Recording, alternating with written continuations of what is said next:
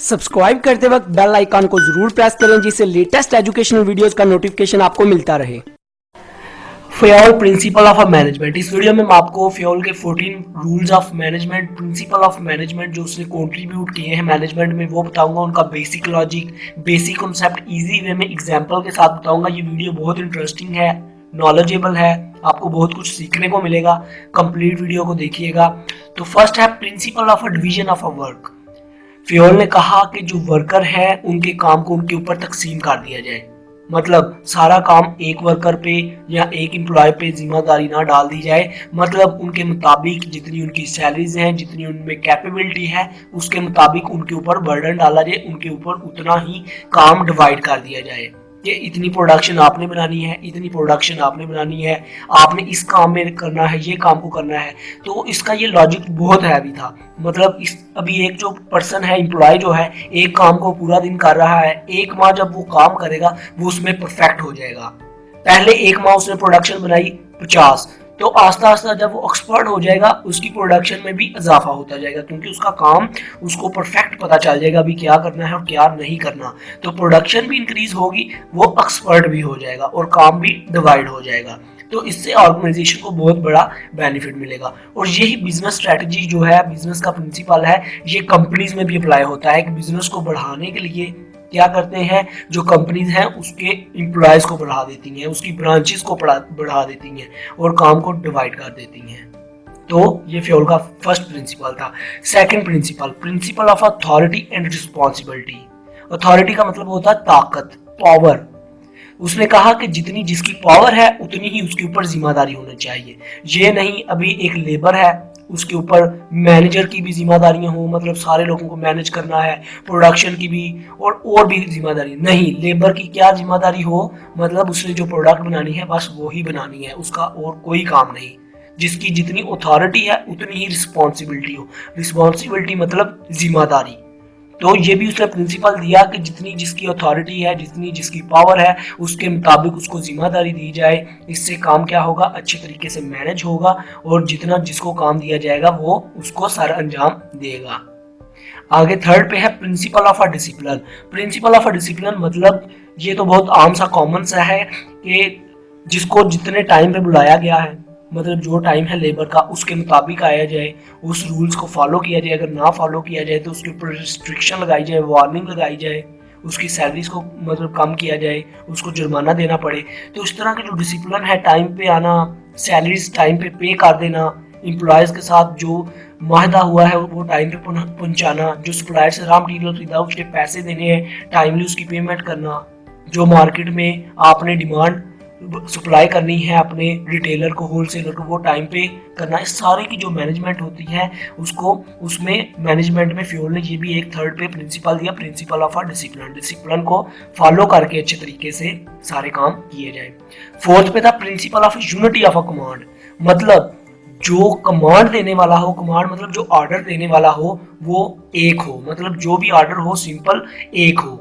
मतलब एक एम्प्लॉय है, उसको कहा गया है कि आपने सिर्फ प्रोडक्शन करनी है, तो उसकी मतलब एक कमांड हो, सिर्फ उसने प्रोडक्शन करनी है। क्योंकि जब एक बंदा एक काम परफेक्ट तरीके से एक डायरेक्शन में मूव कर रहा होता है, उसका कंप्लीट फोकस एक काम पर हो तो वो काम परफेक्ट करता है।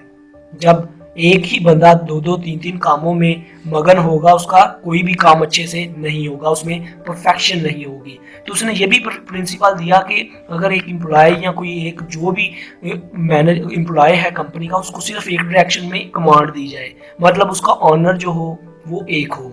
मतलब ये नहीं अभी तीन तीन ऑनर होंगे, उसके ऊपर तीन तीन कमांड देने वाले होंगे। एक कहेगा आप प्रोडक्शन बनाओ, एक कहेगा आप इसको सेल करके आओ, एक कहेगा आप मार्केट में कस्टमर क्या चाहते हैं वो डिमांड उनकी फाइंड करके आओ। तो इस तरह वो कोई भी काम नहीं कर सकेगा और मार्केट में लड़ाइयाँ पैदा होंगी। मार्केट्स में जो मार्केट में लड़ाइयाँ पैदा होंगी, एक कंपनी के जो ऑनर है, जो कंपनी का डिपार्टमेंट है, ऑर्गेनाइजेशन है, उसमें भी लड़ाइयाँ पैदा होंगी। तो 5 पे है यूनिटी ऑफ अ डायरेक्शन। मतलब एक ही डायरेक्शन में उनको मूव किया जाए, उनका जो गोल हो, उनका जो पर्पस हो, किस पर्पस में, किस चीज पे उन्होंने काम करना है, उनका गोल क्या है, वो सिंपल एक ही डायरेक्शन हो। कि एक को बता दीजिए आपने प्रोडक्शन बनानी है, प्रोडक्शन बनानी है, आपने इसको हैंडल करना है, इसको डीलिंग करनी है, आपने एम्प्लॉयज़ को कंट्रोलिंग करनी है, कंट्रोल नहीं करनी है, एक डायरेक्शन में दी जाए। ऑर्गेनाइजेशन को एक डायरेक्शन दिया जाए, आपने प्रॉफिट अर्न करना है, उनकी डायरेक्शन उसके मुताबिक काम किया जाए, आपने क्वालिटी प्रोवाइड करनी है, उसके मुताबिक काम किया, मतलब एक ही डायरेक्शन में सबको काम करवाया जाए। 6 पे है subordination of a individual interest to a general interest. मतलब जो एक इंडिविजुअल एम्प्लॉय जो है, जो कंपनी के एम्प्लॉयज हैं, उनके इंटरेस्ट को और जनरल इंटरेस्ट मतलब ऑर्गेनाइजेशन की जो ऑर्गेनाइजेशन चाहती है उसके इंटरेस्ट को जोड़ दिया जाए। अभी ऑर्गेनाइजेशन और बिजनेस क्या चाहता है? बिजनेस चाहता है कि हम मैक्सिमम प्रॉफिट अर्न करें और अपने शेयर होल्डर में डिवाइड करें। शेयर होल्डर मतलब ऑनर जो है कंपनी के, उनको प्रॉफिट मैक्सिमाइज हो, उनको प्रॉफिट मिले। तो इंडिविजुअल इंटरेस्ट मतलब जो एम्प्लॉयज हैं वो क्या चाहते हैं? एम्प्लॉयज चाहते हैं कि हमें सैलरीज में इजाफा मिले, हमें बोनसेस मिले। तो इसके साथ उनके एक इंडिविजुअल इंटरेस्ट और ऑर्गेनाइजेशन इंटरेस्ट को जोड़ देना, सबऑर्डिनेशन का मतलब जोड़ देना। मतलब एग्जांपल के साथ बताता हूँ कि एक एम्प्लॉय चाहता है कि मुझे सैलरीज में मिले ज़्यादा, मुझे बोनसेस मिले, तो आपने ऐसा काम जनरेट कर देना है कि जो क्वालिटी में चीज़ अच्छी बनाएगा और जो प्रोडक्ट दिन में ज़्यादा बनाएगा उसको हम क्या करेंगे, उसकी सैलरीज में भी इजाफा करेंगे, उसको बोनसेस भी देंगे। अब ये देखें, प्रोडक्ट ज़्यादा बनेगी और क्वालिटी वाइज अच्छी बनेगी तो ऑर्गेनाइजेशन का भी प्रॉफिट होगा, और ऑर्गेनाइजेशन के प्रॉफिट के साथ इंडिविजुअल इंटरेस्ट जो एम्प्लॉयज़ हैं उनको भी फ़ायदा मिलेगा। तो इन अपना और इंडिविजुअल इंटरेस्ट एम्प्लॉयज़ के जो बेनिफिट है उनको आपस में जोड़ देना, सब ऑर्डिनेशन कर देना। ये भी उसने एक बहुत अच्छा प्रिंसिपल दिया। 7th पे है प्रिंसिपल ऑफ रिम्यूनरेशन। रिम्यूनरेशन का मतलब होता है कि बेनिफिट, सैलरीज, इनकम। तो जो भी एम्प्लॉय है, जो भी आदमी होता है एक ऑर्गेनाइजेशन में जाता है, वो एक अपनी बेनिफिट के लिए जाता है, सैलरीज के लिए जाता है। तो इसमें वो कहता है कि जितना जिसका हक बनता है, जिसके पास जितना नॉलेज है, जितना एक्सपीरियंस है, जितनी एक्सपर्टीज है, उसके मुताबिक उसको सैलरी दी जाए, उसके मुताबिक उसको रिस्पॉन्सिबिलिटीज दी जाए, उसके मुताबिक उसको इनकम दी जाए। जितना जिसका हक है उसके मुताबिक उसको अथॉरिटी, पावर और सैलरी दी जाए। आगे 8वां है principle of centralisation and decentralisation. मतलब इस प्रिंसिपल में उसने बताया कि जो सारी सेंट्रलाइजेशन का मतलब होता है कि जितने भी फैसले, जितनी भी डिसीजन है एक ऑर्गेनाइजेशन की, एक बिजनेस की, वो टॉप मैनेजमेंट वाली करे। जो टॉप मैनेजमेंट पे लोग हैं उसकी डिसीजन जो है बिजनेस की, ऑर्गेनाइजेशन की, जो सारी डिसीजन है वो टॉप मैनेजमेंट करे। और डिसेंट्रलाइजेशन का मतलब होता है कि जो डिसीजन है वो टॉप मैनेजमेंट वाले भी करें, मिडल वाले भी करें और लोअर मैनेजर भी करें। मतलब जो जितने भी लोग हैं उनमें एबिलिटी होनी चाहिए, वो खुद भी डिसीजन कर सकें। तो उसने कहा था कि इन दोनों का होना एक ऑर्गेनाइजेशन में ज़रूरी है, एक लिमिट फॉर्म में दोनों का होना ज़रूरी है। मतलब ये नहीं था कि सारी सेंट्रलाइजेशन कर दें या सारी डिसेंट्रलाइजेशन कर दें। अगर सारी सेंट्रलाइजेशन कर देंगे, सारे फैसले जो है टॉप मैनेजमेंट लेगी, तो जो मिडल वाले हैं, जो नीचे वर्कर काम कर रहे हैं, वो कहेंगे जब तक ऑर्डर नहीं आएगा हम ये काम नहीं करेंगे, या वो कुछ काम उल्ट पुल्ट भी कर देंगे। वो कहेंगे कि हमें ये ऑर्डर मिला था, या कोई सिचुएशन, कोई प्रॉब्लम क्रिएट हो जाएगी तो वो उसको सॉल्व नहीं करेंगे डिसीजन लेकर, क्योंकि वो कहेंगे हमें ऊपर से ऑर्डर नहीं आए, इसको कैसे हल करना है। तो फ्योल ने कहा था कि कंप्लीट डिसेंट्रलाइजेशन भी होनी चाहिए, कंप्लीट सेंट्रलाइजेशन भी नहीं होनी चाहिए। मतलब दोनों की मिकदार को बरकरार रखना चाहिए कि थोड़ी डिसेंट्रलाइजेशन भी हो और सेंट्रलाइजेशन भी हो। मतलब जब कोई सिचुएशन प्रॉब्लम क्रिएट हो, या कुछ फैसले लेने की बारी आए, या टॉप मैनेजमेंट ना अवेलेबल हो, या कोई सिचुएशन आ जाए ऐसी, तो जो नीचे वाले लोअर मैनेजर हैं, जो लोअर एम्प्लॉयज हैं, लेबर हैं, वो भी खुद से भी थोड़ी बहुत ही डिसीजन ले सके। तो दोनों को फॉलो करना, दोनों को एक लिमिट फॉर्म में बरकरार रखना एक ऑर्गेनाइजेशन के लिए जरूरी है। 9th पे है प्रिंसिपल ऑफ स्केलर चेन। मतलब प्रिंसिपल ऑफ स्केलर चेन का मतलब कि जो इंफॉर्मेशन है एक सूटेबल फॉर्म में, एक सूटेबल तरीके से, एक मतलब एक जो लेबर है उसने कोई बात अपनी किसी डायरेक्टर तक, किसी ऊपर वाले बंदे तक पहुंचानी है, या उसने कहना कि सैलरी मेरी बढ़ा दी जाए, तो वो किसको बताएगा? अपने ऊपर वाला जो मैनेजर है, जो लो लेवल मैनेजर है, जो उसको डील कर रहा है, जो ऑर्डर दे रहा है, फिर उसको बताएगा। वो जो मैनेजर है वो मिडल मैनेजर को बताएगा, मिडल मैनेजमेंट जो है जो ऊपर वाले अपने मैनेजर को बताएगा, फिर डायरेक्टर मैनेजर। इस तरह जो सैलरी जो जो कंप्लीट फाइनेंशियल मैनेजर है, जो सैलरीज के बारे में जो सारी जो डिसीजन लेता है चीज़ों के बारे में, वो फिर फाइनल करके बताएगा कि इसकी सैलरी बढ़ानी है कि नहीं।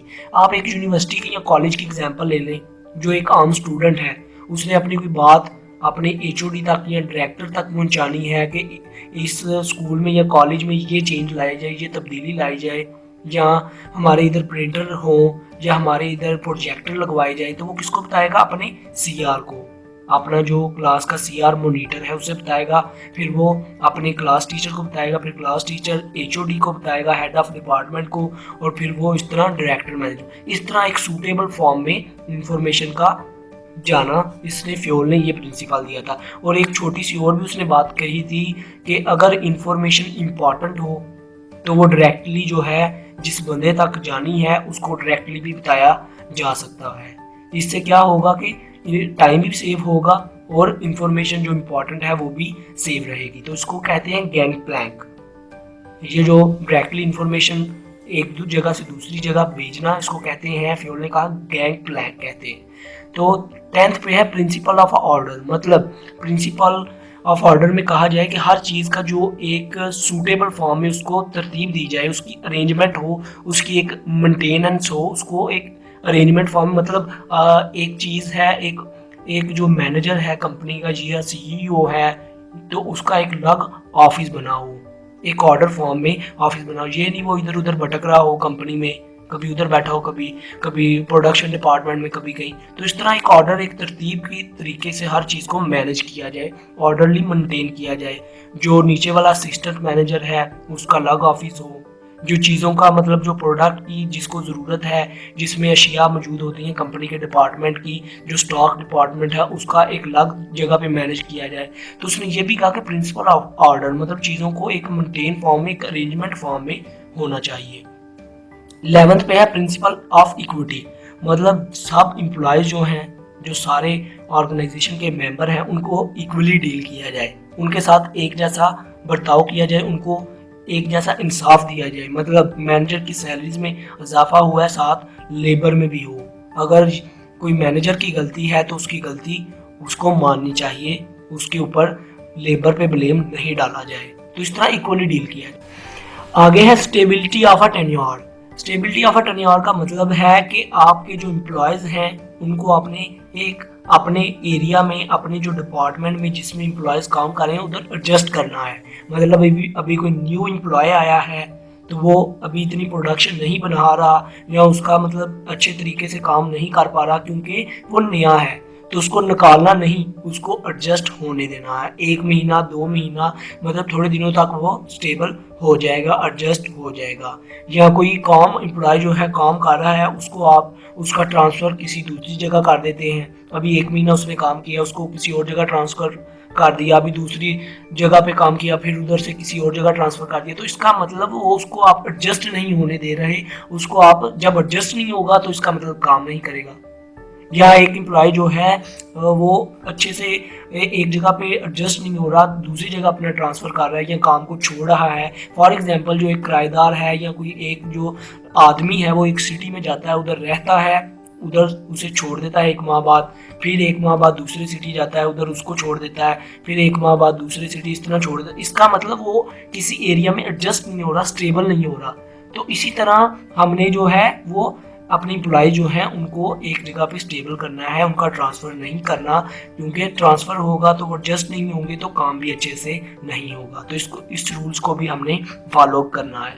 13 पे है principle of initiative. Principle of initiative का मतलब कि आपने जो राय है ना, जो आपने डिसीजन है, जो आपने डिसीजन है वो अपने एम्प्लॉयज़ से भी लेनी है। मतलब अपने जो लोअर लेवल मैनेजर हैं, जो अपने लोअर एम्प्लॉयज़ हैं, ये नहीं कि हम ऊपर वाले हम खुद ही डिसीजन करेंगे, हम खुद ही इसके सोल्यूशन निकालेंगे, हमें बेहतर पता है, ये चीज़ नहीं। आपने जाना है उनके पास, उनसे भी पूछना है कि हाँ भाई क्या किया जाए कि प्रोडक्शन अच्छी हो, क्वालिटी अच्छी हो, कॉस्ट भी कम आए। तो वो अपनी राय देंगे क्योंकि वो काम कर रहे हैं, शायद वो बेटर राय दे दें। तो उनकी राय अगर अच्छी हो उसको अप्लाई किया जाए, और जिसकी राय अच्छी है उसको बोनसेस भी दिए जाएं। मतलब उसे रिवॉर्ड दिया जाए कि आपने बहुत अच्छा आइडिया दिया है, इस पे आपको कंपनी इतना गिफ्ट देती है। इससे क्या होगा, एक इंप्रेशन क्रिएट हो जाएगा दूसरे एम्प्लॉयज़ पे भी वो कहेंगे कि यार उसके आइडिया पे उसे पैसे मिला है तो हमें भी बोनसेस मिले हैं तो हम भी दिमाग लड़ाते हैं, तो वो भी सोचना शुरू कर देंगे और इंटरेक्टली एक कंपनी के साथ जुड़ के काम करेंगे। तो 14 पे है प्रिंसिपल स्पिरिट डी कॉप। इसका मतलब है कि जो कंपनी कंपनी के ऑर्गेनाइजेशन जो लोग हैं वो मिलजुल के कोऑर्डिनेशन करके आपस में काम करें। कोऑर्डिनेशन करके आपस में काम करने से एक ऑर्गेनाइजेशन अपनी एरिया में, पर्टिकुलर एरिया में अपना अच्छा ब्रांड इमेज क्रिएट करेगा, ग्रोथ होगी उसकी और प्रॉफिट भी क्रिएट करेगा। और मिलजुल के काम करने से उनके अंदर एका हो जाएगा और अपने ऑर्गेनाइजेशन में लड़ाइयाँ भी नहीं होंगी और प्रोडक्ट भी क्वालिटी वाइज अच्छी होगी, जिससे ऑर्गेनाइजेशन ग्रोथ करेगा और बढ़ेगा। आई होप आपको इनका बेसिक लॉजिक तो पता चल गया होगा। वीडियो अच्छी लगी हो सब्सक्राइब और लाइक करना मत भूलिएगा। Good bye.